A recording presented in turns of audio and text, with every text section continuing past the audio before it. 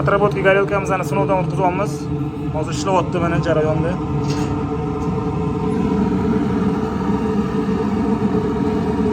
Mana shunaqa ko'rinishda ishlayapti kotlovimiz.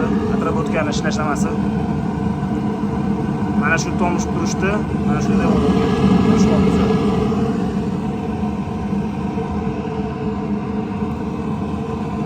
Ventilatorimizni darajasini regulirovka qilsak bo'ladi. Xohlasak olov pasaytirib, xohlasak baland qilib, bemalol kontrol qilish imkoniyatiga egamiz.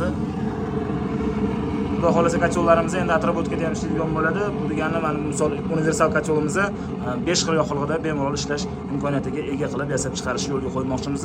Ya'ni gaz, elektr toki, o'tin, ko'mir va atrobotkada ishlaydigan qilib chiqaramiz xudo xohlasa. Buyurtma bo'lsa bemalol buyurtma qurasizlar, pastda telefon raqamlaringizni yozib qoldiramiz.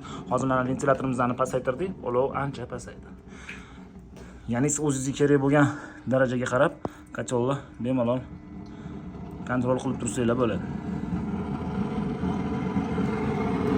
Eshigimizni yopib qo'ysak,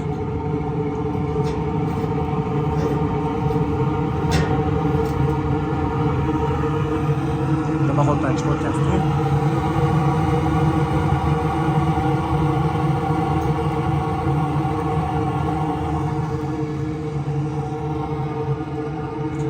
Buyurtmalar bo'lsa bemalol buyurtma qo'yasizlar. Pastda telefon raqamlarimizni yozib qoldiramiz. O'zbekiston bo'ylab dastavkamiz bor.